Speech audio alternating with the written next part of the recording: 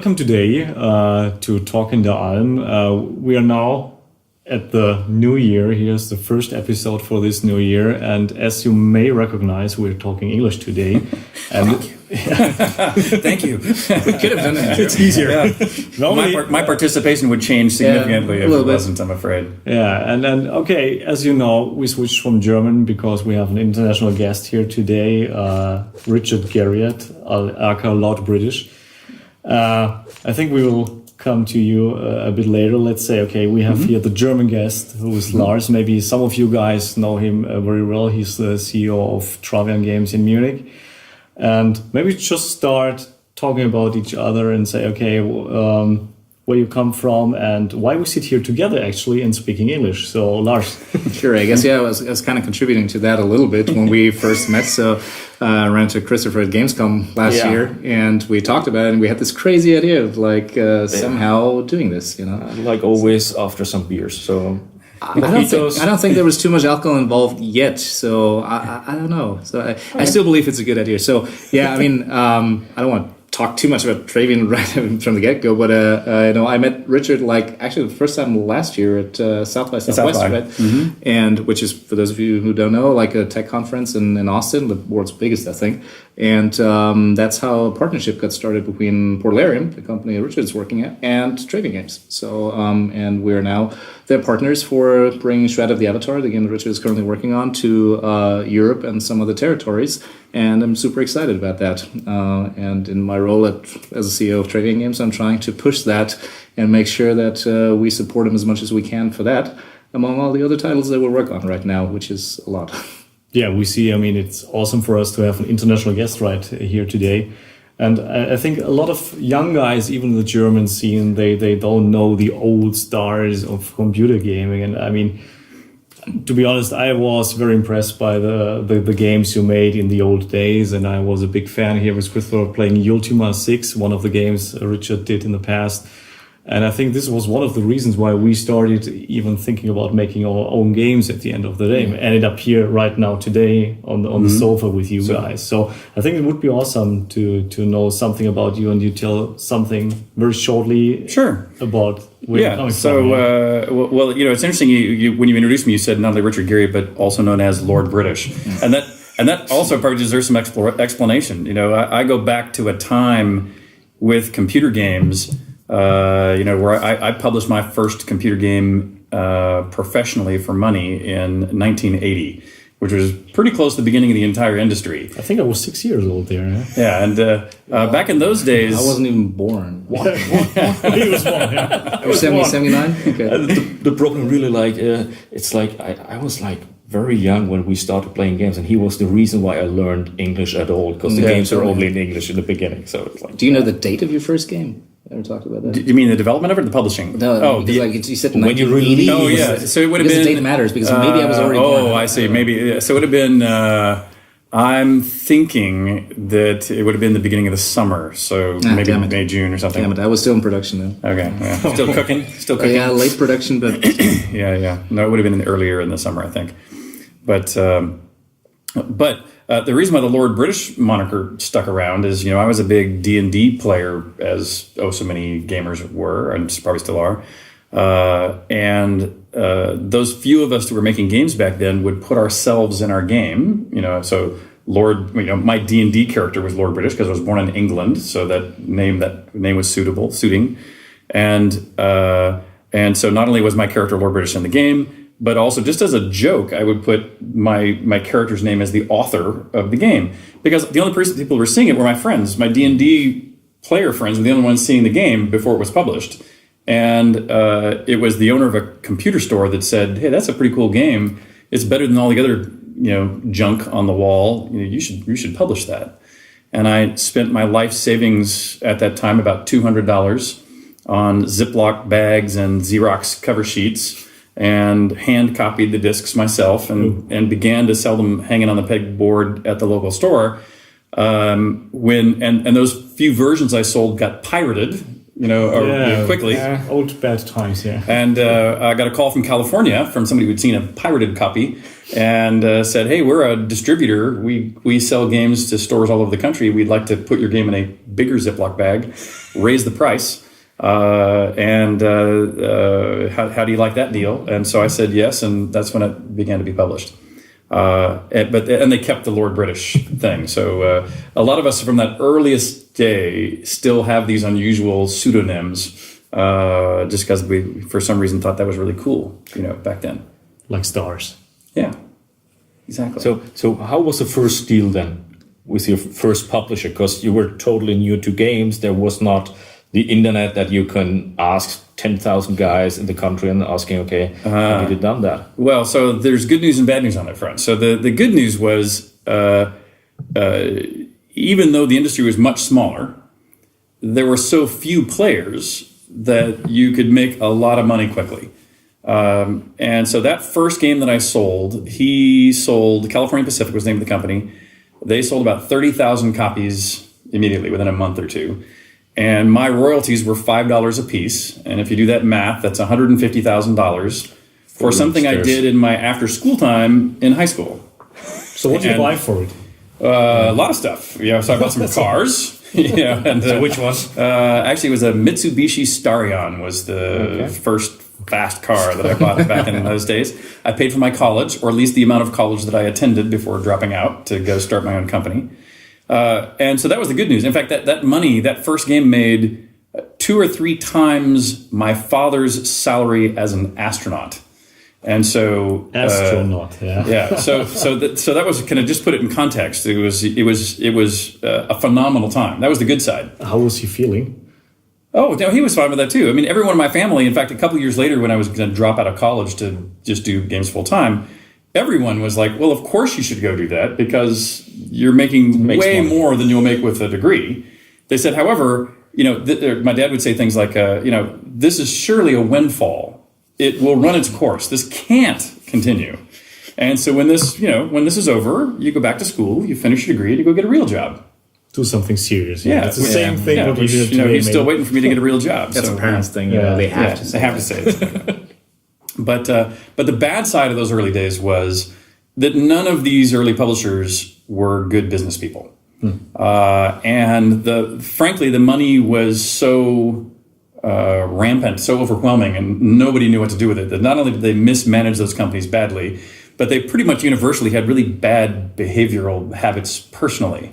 And so in the 80s, and maybe this is global, but it was for sure I was in Texas near the Janssen Space Center because my dad was an astronaut. Most of the publishers, including these, were in California, and drugs were rampant. And so the first 2 publishers I worked with basically went out of business because they were, using drugs to the point where they snorted all the profits and quit paying the authors, not just me, but all the others. And so I had 2 companies with the Ultima series that I was publishing Ultimas with. Ultima 1 went through California Pacific, Ultima 2 went through Sierra. Both companies ended up in cash crunches for, behavioral reasons, shall we say. And that's what actually that's why we formed Origin. My brother came to me. I had my brother try to beat money out of these 2 deadbeat companies, as my older brother, and he unsuccessfly. But after the second one, he turned to me and said, "Richard, why don't you and me go into business together? At the very least, I promise you, when money comes in, I will pay you your cut." And I went, "Well, that's a better deal than I've ever had before. Let's do it." So that started Origin. And then, how many guys were there at Origin? I mean, you were one guy more or less, working with a publisher. The teams were very small. The teams were still one. So, in fact, all the way through, that very first game I published was called Acalabeth. Yeah. Then Ultima 1 those 2 came through California Pacific. Then Ultima 2 through Sierra. Ultima 3 was Origin's first product. But I had a couple of college roommates who joined us also doing their own games. A guy named Chuck Boucher, Chuckles, for those really old school people who might remember Chuckles. And a few other locals from my neighborhood, each doing their own game. But I did Ultimas entirely by myself all the way through Ultima 5. So the first 5 Ultimas and the games I did before that were... Graphics also? I did all the graphics. I did all the text. I did all the sound. The only exceptions were I got a little, periodically I get a little bit of help on... There was a guy named Ken Arnold that did some music composition for me. He also, when for Ultima 1, he wrote an assembly language routine for me because I did not yet know assembly language. And so he actually wrote the tile graphic kernel that helped me make that game work. But otherwise, they're pretty much solo efforts. And when you follow the company, okay, it's like here today, I mean, history is repeating. So a lot of guys now want to found companies. And what was the major problem you were facing towards founding a new company there? Well, again, this was very, very early. And so the real problem really was just bad management in other companies. If you look at all the early companies, it's interesting to see that, well, none of them could have had a history in computer gaming, right? And there could be no companies that were founded by people that had already grown up in and exited another computer gaming company, because this was literally the first wave of such companies. And if you look at another top-selling game back in those days was Wizardry. And Wizardry, the owners of the publisher, were concrete moguls. And so they were moving from concrete into games. I would say the best run company back there, or one of the best runs, was a company called Broderbund. And the Carlston brothers, much like my brother and myself, were, again, young entrepreneurs, but at least serious business people. I mean, they had a business background and were thinking about the finances of how to sustain an early business. Most of the rest were just, what's interesting, we were just out flying virtual kites. One of the guys was a kite surfer, turned computer mogul. People were just coming from all kinds of places to jump in on the free money. That was kind of the way the industry was in those early days. So we were solving a very simple problem. Just, don't waste money and reinvest it in success. So how did you find the right people to go with you to start Origin and say, okay, let's go for there and do some awesome games together? Well, so again, this was early enough to where, and since they were solo player efforts, it wasn't like you could hide behind, you could either produce or you couldn't. There was no other person to lean on to make something worthwhile. And so there were people, we weren't, and by the way, also, none of those people, including myself, I was not an employee of the company. I was a freelance artist. Okay. And so I didn't get paid anything until the game shipped. And that was the same for Chuck Boucher. It was originally the same a few years later for Chris Roberts, who brought in the Wing Commander series. You did it yourself. You were generally pretty young, living at home or on not much else. And you either had the personal discipline to finish a game, which, first of all, that was problem number one. A lot of those early people just, they weren't really devoted to it. They were just playing. That never changed. But then, when you produced, since, that game would either make money or it wouldn't. And so if you're not capable of making a game that makes money, you don't stay in the industry very long. And so it had a pretty quick self-sorting mechanism in those early days. Because, again, nobody could kind of hide or ride on the laurels of some other part of the team's work. You either could do it or you couldn't. But what was unique about it, and what I still think is unique about this art form, is that the people who are best at shepherding even a large team now are the people who have or at least one of the skills they have has to be, or is valuable to be, having done all those other aspects. If you've been the writer, you kind of know what the problems of it are. If you've been the composer or the audio engineer, you understand the issues associated with recording rates and context-sensitive music, if you want to go that far. And if you've been the artist, then you know the trade-off of the memory footprint and how much quality you get and how much space there is left. And if you're the animator, then you know how many frames you can really afford to draw in a cycle, so can debate on how much memory you need again for that. And so even though at this point, every artist we hire is way better than I ever. In fact, every artist we've ever hired is a way better artist than I ever was. Every programmer we hire now is a better programmer than I ever was, although I was a pretty good programmer for my time. But what's interesting about designers, I got myself in real trouble a few years ago when I was talking with a magazine and I made the following statement. I mentioned that, well, every programmer and every artist has been better than me. I said, designers, that's not been the case. In fact, I made the following statement that we can't edit around this. because otherwise you'll get me in trouble again. I basically said, I've never hired a designer that at the time I interviewed them, I thought that they were a better designer than myself. And what became the title of this article was Richard Garriott thinks he's the best game designer that he's ever met, which is not true. That's not what I'm trying to say. What I'm trying to say is design is hard, and it's hard to even interview someone and know that they have the skill set. Because you can look at code samples and know you had a good programmer. You can look at portfolios and know you've got a good artist. But to talk to a designer and know if they're any good is hard to know. It's hard to show. And frankly, it's rare to see a good skill because it's actually hard to learn. And so I was really just trying to make a comment about how hard it is to be a designer. And And I think back in these times, we had so limited space. We had this kind of disk, whatever. You said, okay, we started with a Ziploc thing. We put the disk in there. And later on, I mean, when you started Origin, I mean, I can show up here some kind of example here. This is Ultima 6, which is a later game by you. Mm-hmm. But the big boxes, I love the big boxes, actually. Mm-hmm. Yeah, you put there, whatever, I don't know.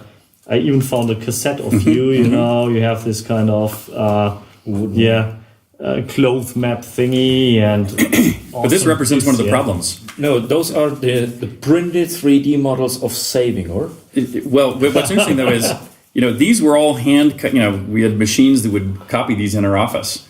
And the probability of physically bad media is, 1% or so. So by the time you get 6 discs in there, the probability of a bad disc becomes significant. I mean, and there were tons of problems we faced in this early. The technical problems of just delivering a game that worked was much harder than it is today. Yeah, but it was awesome, or? I mean, having as a player, you have this bunch of handbooks, you have goodies, you have the Moonstone, whatever.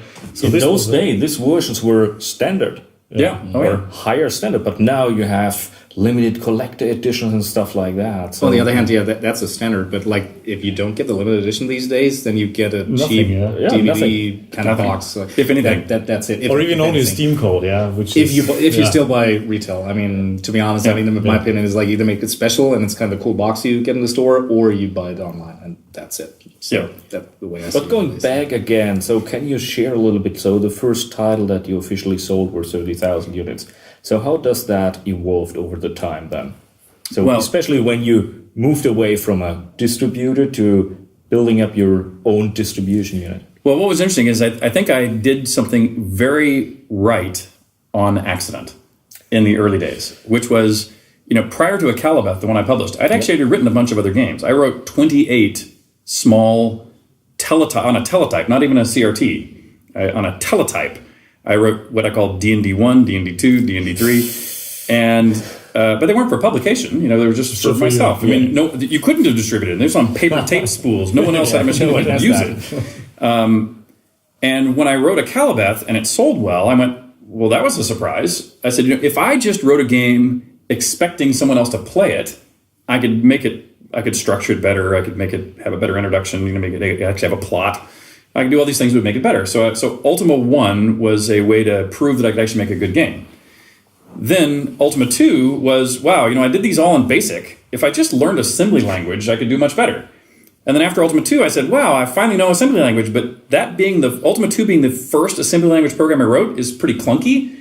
If I just rewrote it again from scratch, I could do a much better job, much more efficient. So Ultima 3 was again better. And so each of my games was truly better in a measurable way than the predecessors. And the sales followed. And so Akalabeth sold about 30,000 copies, Ultima 1 sold about 50,000 copies, Ultima 2 sold about 200,000 copies, then 250,000 copies. By the time I got to Ultima 4, which was the first time that I tried to pay really close attention to the storyline, it was up to selling about 1 million copies. So it continued to get better and better. But at first, I wasn't doing it because I was doing it to make better sales. I was really doing it just because it felt like the right thing to do. But if you look at my competitors, Wizardry, Bard's Tale, Might and Magic, those companies, when they would sell, say, Wizardry 1, they would go like, wow. And in fact, Wizardry 1 outsold Ultima 1. That came at about the same time. But their Wizardry 2 was they sort of stripped out the monsters and stripped out the story and put in a new monster set and a new story, but the technology was the same. And so Wizardry 2 sold to a subset of the people who bought and enjoyed Wizardry 1. It wasn't better, it was just different. And so the Wizardry slowly diminished in sales, and the Ultimas slowly increased in sales. And finally, after a few years of that, I went, oh, I get it. you really do have to make it superior for it to continue to have that growth. Okay, I think we should do a short break there. But first, I think you have to say a final word before say cheers here with your whiskey you brought here. Indeed. And this so where is it coming from? Yes, well, this is a McClellan whiskey that actually is a duplicate of whiskey that comes from a story from my exploration hero, a guy named Ernest Shackleton. He was an Antarctic explorer, and in one of his huts, he had buried this whiskey that sat on the ice for 100 years. Was recently discovered. They brought it back, and they recreated it scientifically, both by human tasters and smellers, as well as by scientific measurements, recreated it. And so this is a recreation of Ernest Shackleton's 100-year-old exploration whiskey. Okay. So, cheers. Cheers, guys. Cheers. For you. All right. Well, Going up and up and up because otherwise... Well, they were all going up and up and up, but a few interesting things kind of happened in the industry kind of at the same time.